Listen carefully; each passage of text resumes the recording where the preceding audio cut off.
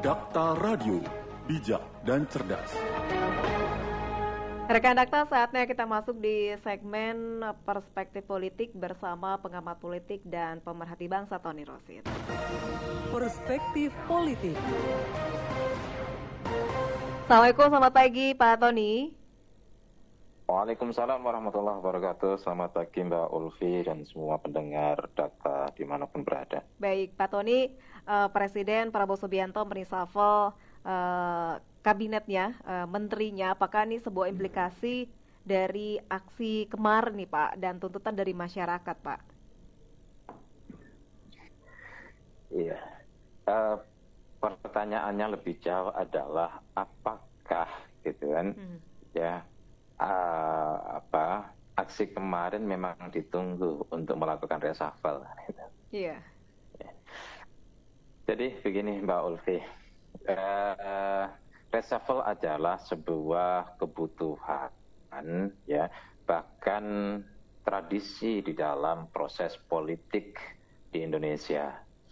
Ya, siapapun presidennya, dia akan melakukan sebuah reshuffle. Yang perlu kita pahami apa faktor-faktor yang melatari dan faktor-faktor yang menjadi motif terjadinya reshuffle itu, kemudian apa dampaknya.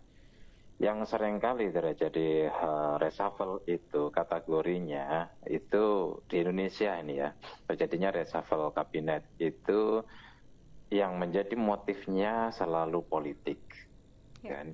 Ya, selalu politik gitu kan, bahwa kekuasaan itu perlu membangun kekuatan politik agar terjadi stabilitas, tidak hanya stabilitas nasional tapi juga stabilitas kekuasaan itu. Ini menjadi sebuah dasar untuk membangun program atau melaksanakan program dengan tenang, dengan tanpa gangguan, dengan efektif. Itu basisnya yang harus kita pahami. Tetapi pertanyaannya yang seringkali muncul, apakah setelah reshuffle itu apa yang diinginkan itu terjadi? Apakah setelah reshuffle terjadi sebuah perbaikan dari sebelumnya? Misalnya bahwa menteri si A diganti menteri si B, menteri si C diganti menteri si D. Apakah kemudian ini lebih baik daripada menteri sebelumnya? Ini seringkali kurang mendapatkan perhatian. Dan selalu yang seringkali dijadikan sebagai standarisasi reshuffle itu adalah penguatan terhadap politik kekuasaan. Ya. Yang dalam konteks ini yang diuntungkan siapa? Yang diuntungkan kekuasaan penguasa, bukan rakyat. Ini dulu secara normatif dan teoritis kita perlu dudukkan. Kemudian bagaimana reshuffle kali ini tentu tidak jauh berbeda dengan reshuffle presiden sebelumnya, di mana reshuffle dalam kerangka untuk menguatkan politik. Jadi harus juga dibedakan bahwa ada istilah infrastruktur, ada istilah suprastruktur. Politik itu adalah infrastruktur, gitu kan, pondasi. Tetapi pondasi itu tidak ada artinya kalau rumah tidak dibangun. Pondasinya kuat tapi rumahnya nggak dibangun, gitu kan. Ini kan hanya sebagai sebuah instrumen untuk membangun sebuah peradaban, ya, untuk memastikan atau memberikan jaminan bahwa kinerja buat rakyat itu lebih besar. Nah, kita berhenti di pondasi itu, tidak membangun rumahnya. Ini seringkali terjadi. Kita berharap sekarang tidak, gitu. Tetapi mari kita breakdown, mari kita lihat bersama. Gitu. Secara politik ini kan sebenarnya Pak Prabowo ya itu sebuah kebutuhan yang mesti dilakukan, dan itu juga menjadi harapan banyak masyarakat atau menjadi harapan publik agar Prabowo tidak terintervensi oleh pihak tertentu, atau khususnya rezim sebelumnya Pak Prabowo itu tidak terintimidasi, jadi Pak Prabowo tidak terkontaminasi oleh rezim sebelumnya. Pak Prabowo harus betul-betul independen, mampu mentrandensikan diri atau memandirikan diri ya dari sesuatu yang sebelumnya atau intervensi yang lain. Nah, kita lihat bahwa siapa-siapa yang kemudian di reshuffle ini, ada Tito, Yeah. Itu kita tahu Dito itu orangnya Pak Jokowi, dan Dito itu menantunya Pak Fuad yang punya travel maktur, dan travel maktur sekarang lagi bermasalah dalam haji. Yeah. Ya, dadah gimana. Kemudian kita lihat siapa lagi itu Menteri Koperasi Budi, ya semua orang tahu.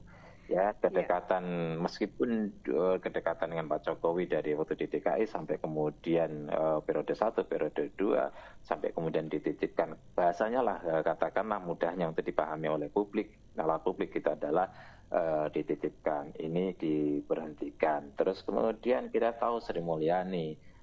Saya sudah pernah ngomong di sini di Jakta bahwa hubungan antara Sri Mulyani dengan Pak Prabowo itu pun saya tulis juga. Itu tidak memiliki hubungan historis, tidak memiliki hubungan emosional sebelumnya. Ya, cuman demi stabilitas tapi tidak bisa kita katakan bahwa Sri Mulyani orangnya Pak Jokowi, tidak. Karena Sri Mulyani itu dari masa Pak SBY menghentikan Budiono sudah ada, dan bahkan dianggap dekat dengan Pak SBY daripada Pak Jokowi, karena faktor stabilitas ekonomi inilah Sri Mulyani kemudian dipertahankan oleh Pak Jokowi. Ya tentu ada faktor-faktor yang lain juga yang non teknis ya. Terus kemudian juga dibutuhkan oleh Pak Prabowo ya, karena memang tidak punya bahkan dalam tanda kutip historical antara Pak Prabowo dengan Sri Mulyani ya, itu kurang bagus. Ya bisa dikatakan beda madhab gitu kan. Beda madhab, terus kemudian banyak perbedaan lah gitu loh. Dan tidak nyaman juga Pak Prabowo terhadap Sri Mulyani, dan ini sudah dibaca publik dari lama. Terus kemudian yang diganti lagi masuk dari Golkar gitu kan. Penggantinya dari Golkar. Ini dalam rangka penguatan. Orang juga bertanya kenapa si Menko Polhukam gitu kan. Si siapa itu namanya? Budi Gunawan gitu. Kenapa diganti? Bahkan penggantinya itu belum ada. Iya. Ini semacam dalam tanda kutip, biasanya kalau orang berkasus itu ya, jadi tersangka misalnya, itu kan langsung diganti saat itu juga, tapi penggantinya belum ada. Iya. Artinya apa? Ketika orang itu dicopot dan belum disediakan pengganti, ini dalam tanda kutip seperti situasi darurat. Pertanyaannya, apakah Pak Budi Gunawan selama ini ada kesalahan apa dengan Pak Budi Gunawan? Apakah ini berkaitan dengan pertanyaan Mbak Ulfi tadi, berkaitan dengan kerusuhan kemarin, aksi kemarin? Tentu kalau kita ini kan satu aksi itu bisa jadi ada hubungan, ada korelasi ya antara aksi dengan reshuffle. Terus kemudian yang kedua, memang momentum inilah yang ditunggu oleh Pak Prabowo untuk melakukan reshuffle sesuai dengan tuntutan banyak pihak, terutama adalah tuntutan rakyat atau tuntutan publik ya. Kalau kemudian menjawab pertanyaan yang pertama, kalau itu betul ada kaitannya, berarti kan ini menghubungkan bahwa kerusuhan kemarin ada kaitannya dengan orang-orangnya Pak Jokowi atau geng Solo kan gitu. Akhirnya keputusan. Terus kemudian dengan Pak Menko Polhukam, Pak Budi Gunawan, ya orang lebih mengenal Pak Budi Gunawan itu sebagai orangnya Bu Mega, bukan orangnya Pak Jokowi. Tetapi dia juga bisa memainkan dua kaki dengan Pak Jokowi, baik dengan Bu Mega, apalagi kan gitu. Ya itu dia memainkan. Apakah kemudian Pak Budi Gunawan itu menjadi bagian dalam tanda kutip ya juga menjadi bagian daripada geng Solo, di mana geng Solo dengan Bu Mega itu terjadi benturan yang tidak ketemu satu dengan yang lain, gitu kan? Atau ini namanya juga itu. Pak Prabowo mencurigai bahwa ya PDIP ya terlibat di dalam ada orang-orang PDIP yang terlibat di dalam kerusuhan kemarin, sehingga Budi Gunawan harus dicopot. Nah ini juga menjadi sebuah pertanyaan. Tapi kalau terlibat, kenapa Bu Mega datang ikut konferensi pers, dan kenapa juga Puan ikut datang dan konferensi pers sekaligus datang juga dalam pertemuan hari Senin dengan para ulama, para tokoh, gitu kan, para pimpinan ormas. Ini kan juga menjadi sebuah pertanyaan demi pertanyaan. Memang panggung belakang, apalagi itu berkaitan dengan politik kerusuhan itu tidak mudah diungkap dan sensitif untuk diungkap karena bisa jadi nanti undang-undang ITE dan sebagainya gitu kan. Meskipun banyak analis politik ya termasuk saya cukup mendapatkan informasi yang tidak semua informasi bisa dibuka ya, apalagi itu sulit dibuktikan gitu Pak Ulfi. Jadi tidak semua yang kita dapat berkaitan dengan panggung belakang itu bisa diungkapkan menjadi bagian daripada analisis politik ke publik. Ini yang sulitnya. Indonesia tidak seperti di Amerika, Indonesia tidak seperti di India. Demokrasinya itu ya semacam demo-demo gimana gitu kan, itu persoalannya gitu. Oke. Kita lihat seperti itu. Apakah kemudian ini akan memperkuat politik? Satu sisi akan membuat soliditas dari kelompoknya Pak Jokowi, apalagi di Pak Prabowo penguasa, apalagi di situ menarik Golkar, ya memperkuat positioning Golkar. Nah, kalau dari sini, gitu kan, Golkar itu kan posisinya dengan Gerindra kuat sekali. Apakah ini akan dimaksudkan untuk berhadapan dengan PDIP dengan dicopotnya Budi Gunawan. Nah, nanti kita lihat ya bagaimana reaksi dan sikap PDIP. Kalau PDIP nanti itu keras, gitu kan, keras, ya tegas, maka pencopotan Budi Gunawan di situ karena ada faktor PDIP. Kan gitu menyimpulkannya, gitu kan. Saya bilang nanti gitu kan ya laki-laki supaya tidak kena undang-undang ITE itu ya. Saya bilang nanti kalau ada reaksi yang selama ini PDIP itu mengambil sikap soft kepada Prabowo ya, dia berada di luar tetapi dia tidak keras kepada penguasa. Kalau setelah dicopotnya Budi Gunawan kemudian PDIP keras ya ini bisa diterjemahkan, ya bisa dipahami. Apakah dengan pahami untuk menjawab sebuah pertanyaan, apakah memang PDIP sebagian ikut terlibat di dalam demonstrasi kemarin? Kan begitu akhirnya pertanyaannya. Kan? Ini soliditas itu berkaitan dengan masuknya Golkar atau tambahan kekuatan Golkar yang ada di dalam kekuasaan atau kabinetnya Pak Prabowo. Terus tapi di sisi lain, ya Pak Prabowo ini orang yang menantang bahaya. Maka dalam bahasa saya, Pak Prabowo di tengah badai ancaman, menantang bahaya.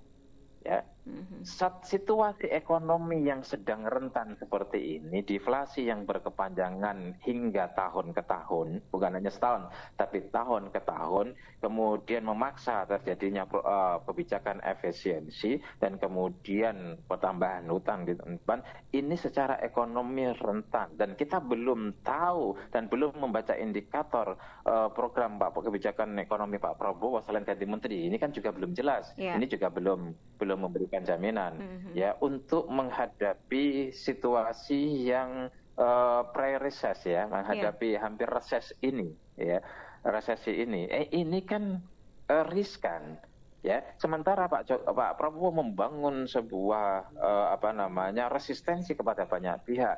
Itu Taipan disikat. Itu kan ada Wilmar di situ, ada BCA mau diambil.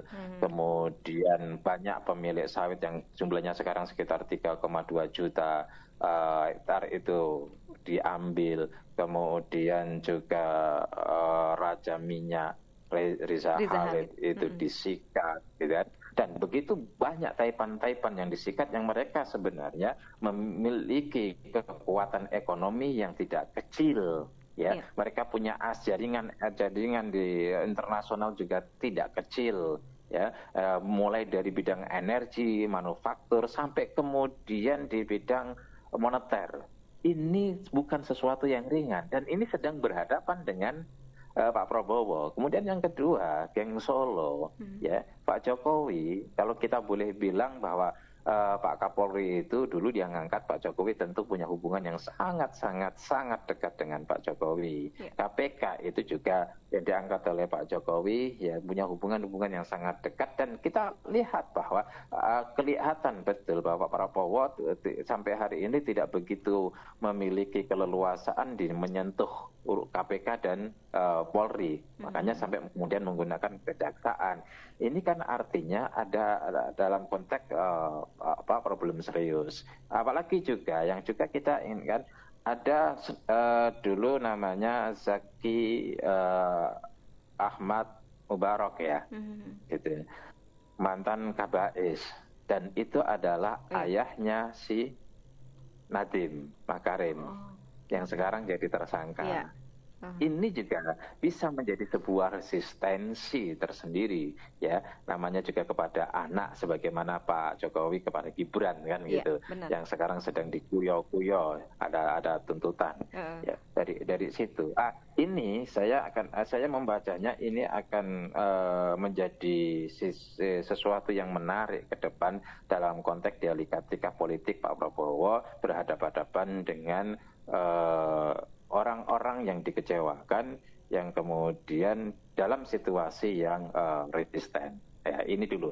Kemudian yang kedua, saya ingin menyoroti tentang bagaimana respon publik dan bagaimana respon pasar terkait dengan kabinet. Kalau respon publik itu kan terhadap kekuasaan, dari aspek politik. Tentu publik itu banyak yang puas lah, banyak yang mengapresiasi terjadinya reshuffle. Ya, bahkan sudah angin-angin yang sudah muncul sebenarnya ini nanti Menteri BUMN mau diganti, kemudian Menteri Kehutanan mau diganti, kemudian Menteri ini bocoran dikit lah, Menteri Menteri Dalam Negeri mau diganti, gitu kan. Menteri Perikanan mau diganti ya. Ini isunya sudah mengarah ke sana, hanya menunggu sebuah momentum ya. Meskipun publik selalu bertanya kapan Kapolri diganti kan gitu kan. Ya itu nanti. Kemudian berikutnya juga kapan Panglima TNI diganti ya, itu nanti. Tapi yang ringan-ringan yang relatif tidak beresiko, Menteri BUMN kalau diganti kan nggak beresiko. Menteri Kehutanan, Perikanan diganti nggak beresiko, gitu kan. Menteri Dalam Negeri diganti ya sedikit resiko lah gitu kan, karena mantan Kapolri punya akses yang cukup besar ya. Tetapi Pak Prabowo harus memahami betul timingnya. Ketika timingnya itu salah timing, ini akan menjadi sebuah persoalan. Tetapi respon publik bagus terhadap reshuffle ini, bahkan menginginkan dan mendorong Pak Prabowo untuk melakukan reshuffle berikutnya itu. Kemudian berkaitan dengan pasar, Mbak Ulfi, kemarin malam saya langsung cek gitu. Sebelum Tempo muncul, saya coba sore, saya cek, ternyata respon pasar itu negatif. Sri Mulyani itu tetap masih punya kekuatan, kepercayaan kepercayaan yang luar biasa di dunia ekonomi. Turun itu drastis, dalam waktu siang itu kan mendadak. Iya, mendadak. Muncul langsung siang gitu kan. Terus kemudian langsung pergantian ya, yang semula pagi itu pasar itu stabil, Kemudian siang setelah muncul itu lalu muncul penggantinya, pengganti Sri Mulyani dicopot, terkoreksi lah IHSG itu 1,28, ini dasar ini. Ya. Mandiri ya, ini blue chip itu ya. Yang pagi itu sekitar 4.730, 760 itu langsung terkoreksi ya. Sorenya penutup itu 4.410, itu sekitar 10%, hanya hitungan jam. Kemudian BRI juga turun ya, dari 100 sekian ya, dari 4.000 menjadi 3.900 kan. Yang lain-lain turun semua ya, totalnya. Ini artinya apa? Ini artinya warning, ini artinya perlu waspada.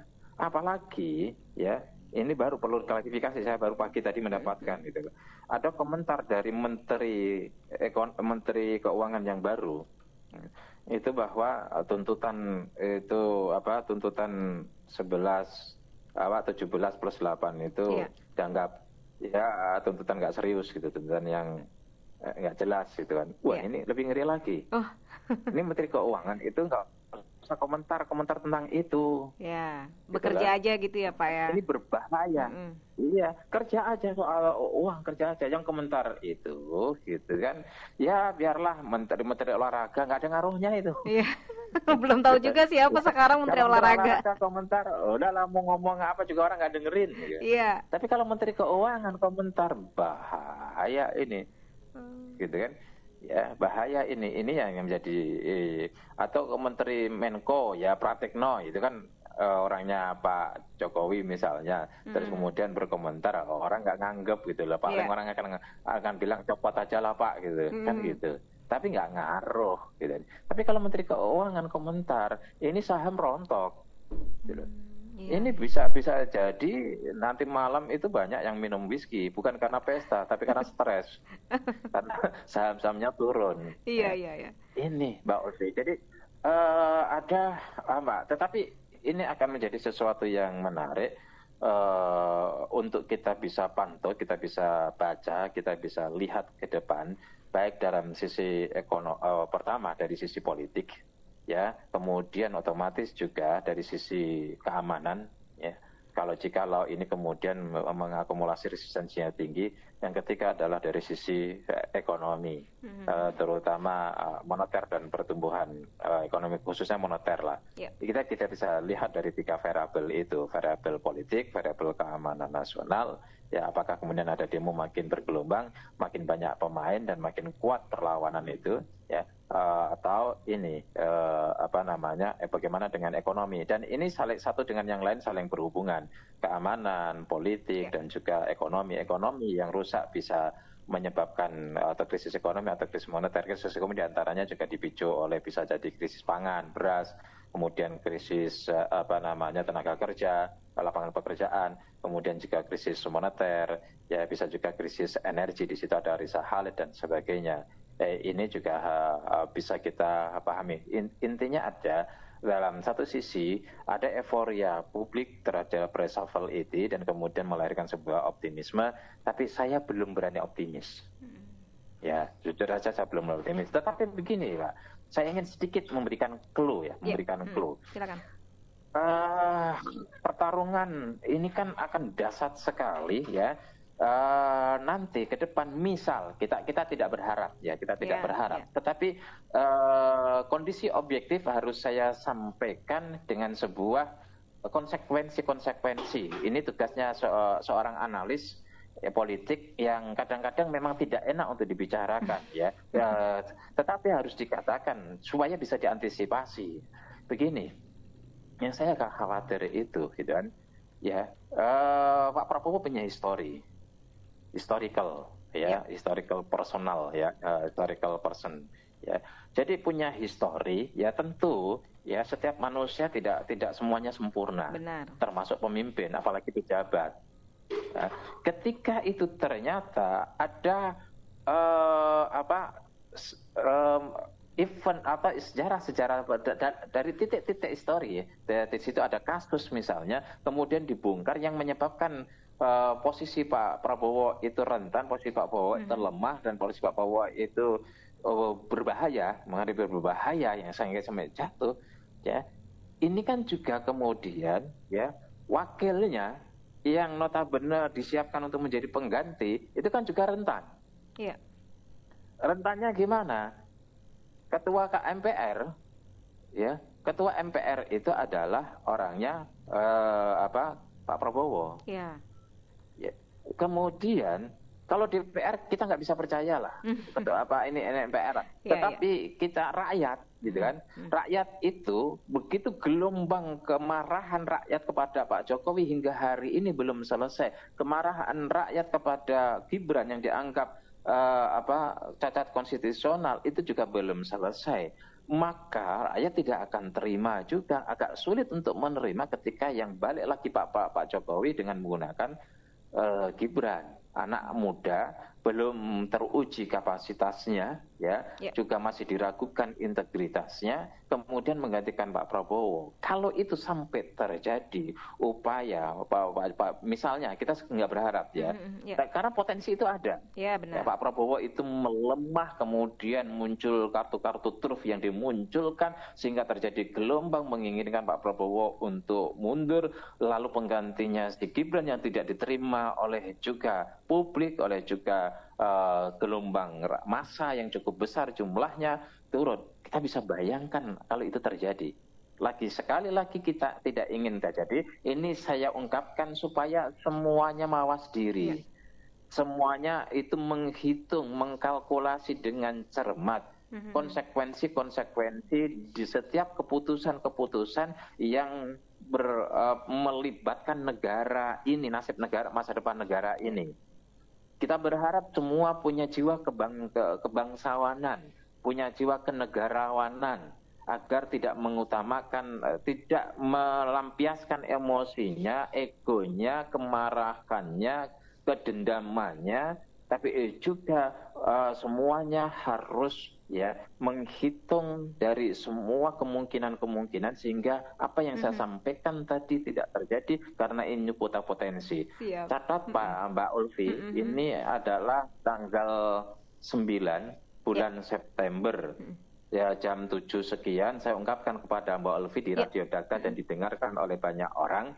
Ya, saya hanya berharap ini semua yang saya ungkapkan itu yang saya bisa bayangkan itu tidak terjadi, Terus kemudian semua sambil saling mawas diri dan mengantisipasi, tapi kalau kemudian terjadi, kita harus berpikir bagaimana mengantisipasinya dan bagaimana mencari solusinya. Begitu, Mbak Ulfi. Siap. Baik, terima kasih Pak Tony. Semoga sesuai dengan harapan kita. Sama-sama. Assalamualaikum warahmatullahi wabarakatuh. Waalaikumsalam warahmatullahi wabarakatuh. Perspektif politik. Rekan Dakter, demikian perspektif politik bersama pengamat politik dan pemerhati bangsa Tony Rosyth.